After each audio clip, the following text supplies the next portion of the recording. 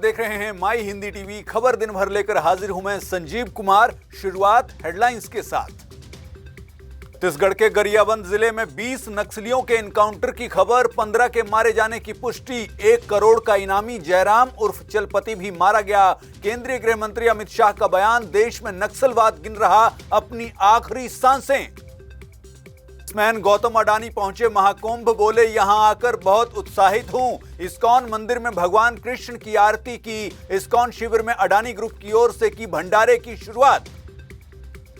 और किसानों के बीच होने जा रही बातचीत पर केंद्रीय राज्य मंत्री रवनीत बिट्टू का बयान, मैं पहले से यही चाहता था, ये अच्छी बात हुई है। पंजाब के किसान मजबूती के साथ मीटिंग में रखें अपनी बात।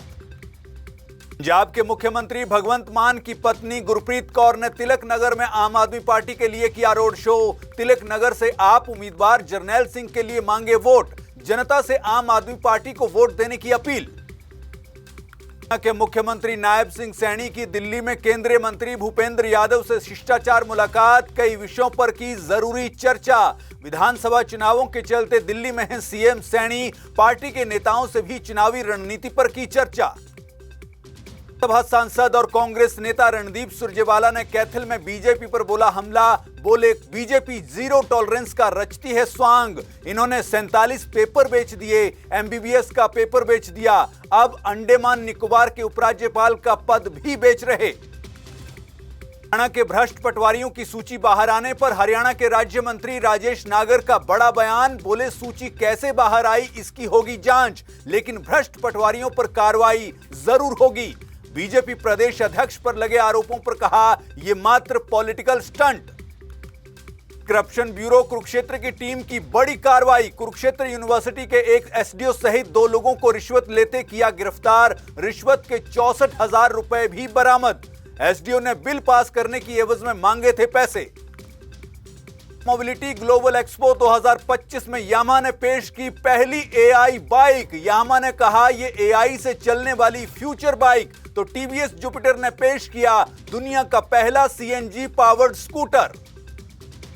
भारत इंग्लैंड के बीच शुरू होगी टी20 क्रिकेट मैच सीरीज। कोलकाता में होगा पहला मैच। 5 मैचों की सीरीज में सूर्य कुमार यादव करेंगे भारतीय टीम की कप्तानी। जोस बटलर होंगे इंग्लैंड के कप्तान।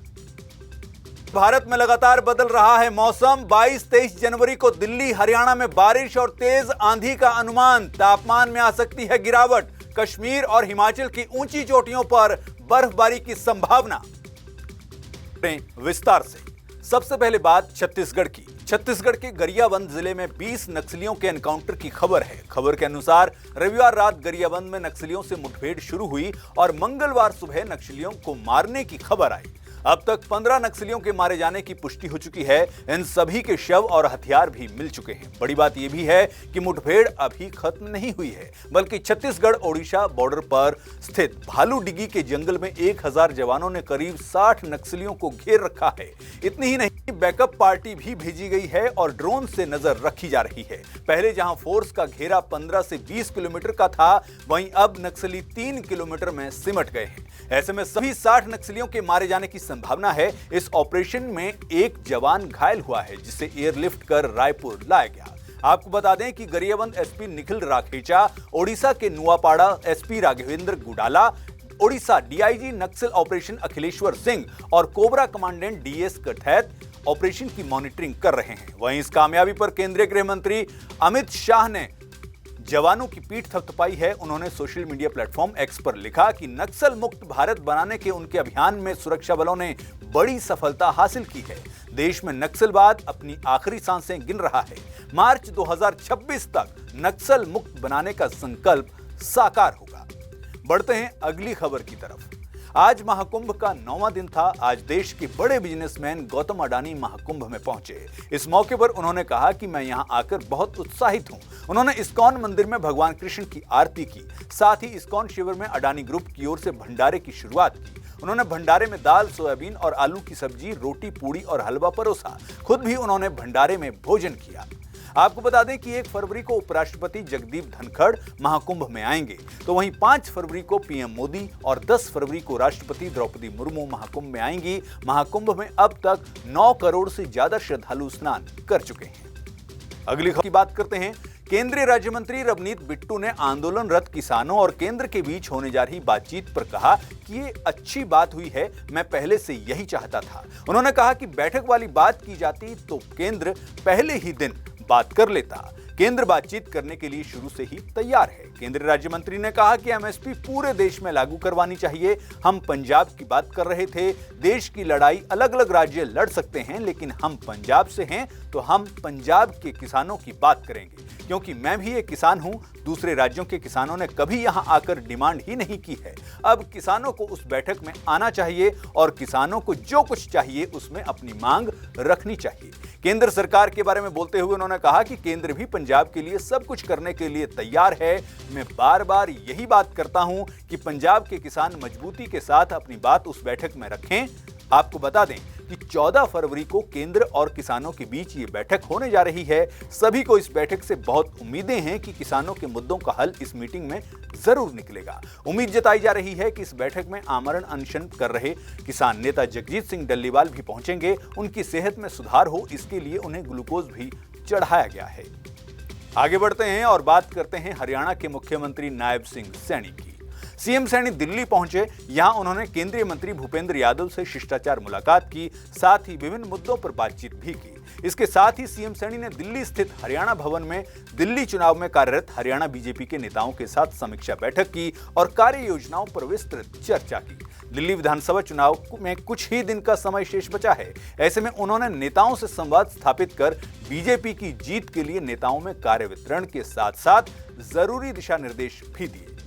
अब बात हरियाणा के राज्य मंत्री राजेश नागर की। राज्य मंत्री राजेश नागर ने भ्रष्ट पटवारियों की लिस्ट वायरल होने के सवाल पर कहा है कि सूची कैसे बाहर आई इसकी जांच होगी, लेकिन भ्रष्ट पटवारियों पर कार्रवाई भी जरूर होगी। जो भ्रष्ट पटवारी हैं उनको दिक्कत तो होगी, लेकिन इनके खिलाफ कार्रवाई जरूर होगी। इसके साथ ही उन्होंने कहा कि अगर किसी भी अधिकारी की जनता के साथ डीलिंग सही नहीं है उस पर भी कार्रवाई होगी। राशन डिपुओं में सीसीटीवी लगाने के मुद्दे पर उन्होंने कहा कि कैमरे लगाने का टेंडर हो चुका है, जल्द ही 2 से 3 महीने के अंदर सीसीटीवी लग जाएंगे। उन्होंने कहा कि अधिकारियों को निर्देश दिए गए हैं कि हर एक अधिकारी 4 राशन डिपुओं की जिम्मेदारी ले और अगर कोई कमी पाई जाती है तो उस पर कार्रवाई की जाए। इस दौरान राज्य मंत्री राजेश नागर ने बीजेपी प्रदेश अध्यक्ष मोहनलाल बड़ौली पर लगे आरोपों पर भी अपना पक्ष रखा। उन्होंने कहा कि ये मात्र पॉलिटिकल स्टंट है, उनका इससे कुछ लेना देना नहीं है। थोड़े दिन में सारी बातें स्पष्ट हो जाएंगी।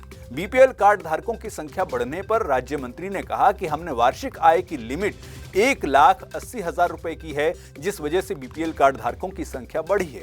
विपक्ष बीपीएल कार्ड धारकों को कम करवाना चाहते हैं तो लिख कर दें, हम कम कर देंगे। राज्य मंत्री ने कहा कि तीसरी बार प्रदेश की जनता ने बीजेपी की सरकार बनाई है। जब से हरियाणा बना है ऐसा पहली बार हुआ है। मुख्यमंत्री नायब सैनी ने शपथ लेने से पहले 24,000 नौकरियां लगाई। जो हमारे मैनिफेस्टो में हमने वादे किए उन्हें पूरा करने के लिए लगातार बैठकें कर रहे हैं। रणदीप सुरजेवाला कैथल पहुंचे, जहां उन्होंने बीजेपी पर जमकर हमला बोला। सुरजेवाला ने कहा बीजेपी जीरो टॉलरेंस का स्वांग रचती है।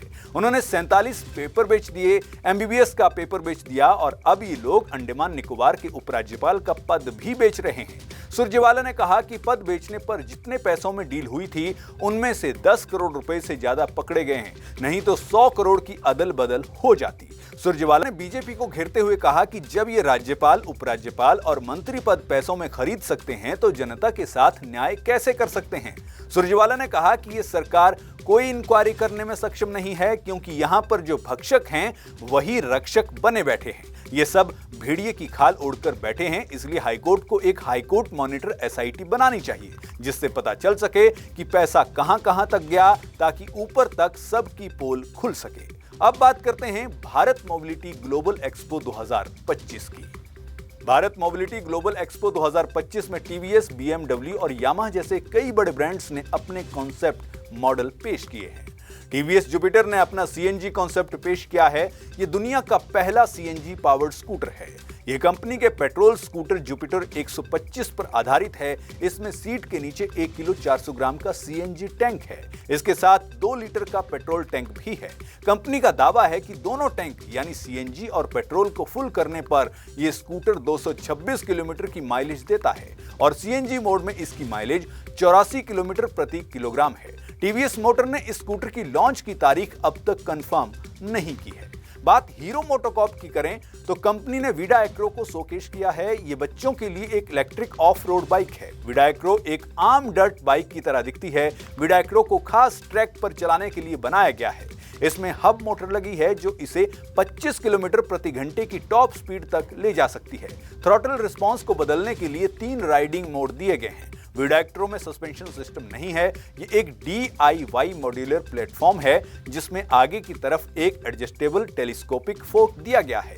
इसी तरह रियर स्विंग आर्म भी हाइट एडजस्टेबल है। इससे राइडर अपनी लंबाई के अनुसार बाइक की हाइट को एडजस्ट कर सकता है।